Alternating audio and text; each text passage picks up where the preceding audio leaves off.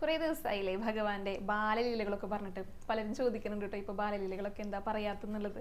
അപ്പം ഞാൻ നന്നായി നോക്കുന്നുണ്ട് നിങ്ങളുടെ അടുത്ത് പറഞ്ഞു തരാനായിട്ട്. എന്നാലും കൂടുതൽ കാര്യങ്ങളൊക്കെ ഞാൻ പറഞ്ഞിട്ടുണ്ട് കേട്ടോ. പഴയ വീഡിയോസൊക്കെ എടുത്ത് നോക്കുകയാണെങ്കിൽ ഭഗവാന്റെ ബാലലീലകളുടെ കഥകളൊക്കെ നന്നായിട്ട് പറഞ്ഞു തന്നിട്ടുണ്ട്.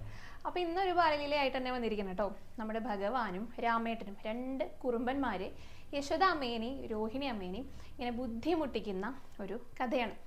അതായത് ഭഗവാൻ ഇങ്ങനെ കുഞ്ഞുണ്ണിയായിട്ടിരിക്കുന്ന സമയമാണ് കേട്ടോ. പുറത്തേക്കും അങ്ങനെ ഇറങ്ങിയിട്ട് കളിയൊന്നും തുടങ്ങിയിട്ടില്ല. യശോദാമ്മയ്ക്ക് മുന്നിൽ ഇങ്ങനെ അഹമ്മതി കാണിച്ച് നടക്കുന്ന ആ ഒരു സമയം. അപ്പോൾ എങ്ങനെയാണെന്ന് വെച്ച് കഴിഞ്ഞാൽ വീടിനുള്ളിൽ തന്നെയാണ് കളികൾ. അപ്പോൾ വീടിനുള്ളിലും ആ ഒരു കോലായിലൊക്കെ ആയിട്ട്. അപ്പോൾ പണ്ട് കാലത്ത് ഈ കോലായിലൊക്കെയാണ് ഈ അമ്മിക്കല്ല്, ആട്ടുകല്ല്, ഊരല് ഇതൊക്കെ കൊണ്ടുപോയി വെച്ചിട്ടുണ്ടായിരിക്കുക. പണ്ടൊക്കെ അങ്ങനെയായിരുന്നു. പണ്ട് കാലത്ത് കുട്ടികളൊക്കെ ഇത് കണ്ടിട്ടുണ്ട്. ഇന്നത്തെ കാലത്ത് കുട്ടികൾക്കൊന്നും ഇതൊന്നും എന്താന്ന് പോലും അറിയില്ല. പക്ഷെ ഭഗവാൻ അറിയാട്ടോ. അങ്ങനെ ഇവരെ ഇങ്ങനെ കണ്ണ് തെറ്റിക്കഴിഞ്ഞാലേ രണ്ടും കൂടിയിട്ട്, രണ്ട് കുറുമ്പന്മാരും കൂടിയിട്ട് ഈ കോലായിൽ ചെന്നിട്ട് കുത്തിയിരിക്കും. അപ്പോൾ ആദ്യം ഈ അമ്മ ഉണ്ടാവുമല്ലോ, അമ്മിക്കുട്ടി, അമ്മിക്കുഴ ഉണ്ടല്ലോ, അതെടുത്ത് കൊണ്ടുവന്നിട്ട് അരയ്ക്കാനായിട്ട് തുടങ്ങും. അപ്പോൾ ഒരാളിങ്ങനെ അരയ്ക്കുന്ന സമയത്ത് മറ്റേ ആള് അതിൻ്റെ അടിയിൽ കൈ വെച്ച് കൊടുത്തിട്ടുണ്ടായിരിക്കും. അപ്പോഴുള്ള അവസ്ഥ ഒന്ന് ചിന്തിച്ച് നോക്കി നോക്കൂ. കരയല്ലേ ചെയ്യുക വേദനിച്ചിട്ട്. അപ്പോഴേക്കും യശോദാമ്മയും രോഹിണി അമ്മയും കൂടെ ഓടി വന്നിട്ട് രണ്ടിനെയും പിടിച്ചിട്ട് രണ്ട് മൂലക്കിൽ കൊണ്ടുപോയിട്ട് ഇരുത്തും. 2 മിനിറ്റ് കഴിയണ്ട കേട്ടോ. അതിനു മുന്നേ പിന്നെയും എണീറ്റ് വന്നിട്ട് അടുത്ത ആട്ടുകല്ലിൻ്റെ ചുവട്ടിൽ ഇരിക്കുന്നുണ്ടായിരിക്കും. എന്നിട്ട് എന്താ ചെയ്യാന്നറിയോ? ഒരാൾ ഈ ആട്ടുകല്ലിൻ്റെ കുഴയെടുത്തിട്ട് ഇങ്ങനെ അരയ്ക്കാനായിട്ട് തുടങ്ങും.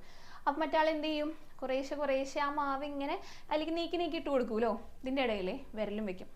അപ്പോഴും ഇതേ അവസ്ഥ തന്നെയല്ലേ. പിന്നെ രോഹിണിയമ്മയും യശോദാമ്മയും കൂടിയിട്ട് ഇങ്ങനെ ഓടി വരും. എന്നിട്ട് രണ്ടിനെയും പിടിച്ചു മാറ്റും. പക്ഷെ ഒരു വ്യത്യാസവും.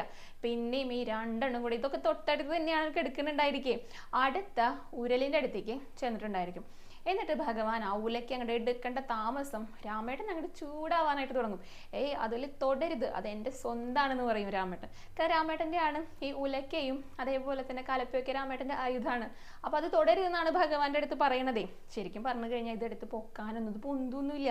ഒരു അതിൻ്റെ ഒരു ഭാഗം ഇങ്ങനെ പിടിക്കുമ്പോഴേക്കും മറ്റേ ഭാഗം ഇങ്ങനെ ഉരുണ്ട് പോയിട്ട് അടുത്ത ആളുടെ കയ്യിലോ കാലിലോ ഒക്കെ വീണിട്ടുണ്ടായിരിക്കും. അപ്പോഴേക്കും ഇതേപോലെ യശോദാമ്മയും രോഹിണിയമ്മ ഇങ്ങനെ ഓടി വരും രണ്ടിനെയും പിടിച്ചു മാറ്റാനായിട്ട്. പക്ഷെ ഒരു രക്ഷയില്ല. പിന്നെയും ഇതേപോലുള്ള കുറുമ്പുകൾ രണ്ടും കൂടിയിട്ട് ചെയ്തുകൊണ്ടിരിക്കും. ഏട്ടന് പറ്റിയ ഒരു അനിയനും കൂടിയിട്ട്. അപ്പോൾ രാമേട്ടനും ഉണ്ണിക്കണ്ണനും ഈ രണ്ടുപേരുടെയും കൂട്ടുകൂടിയിട്ടുള്ള കുറുമ്പുകളുണ്ടല്ലോ, ഇതൊരിക്കലും ഇങ്ങനെ അവസാനിക്കുകയില്ല.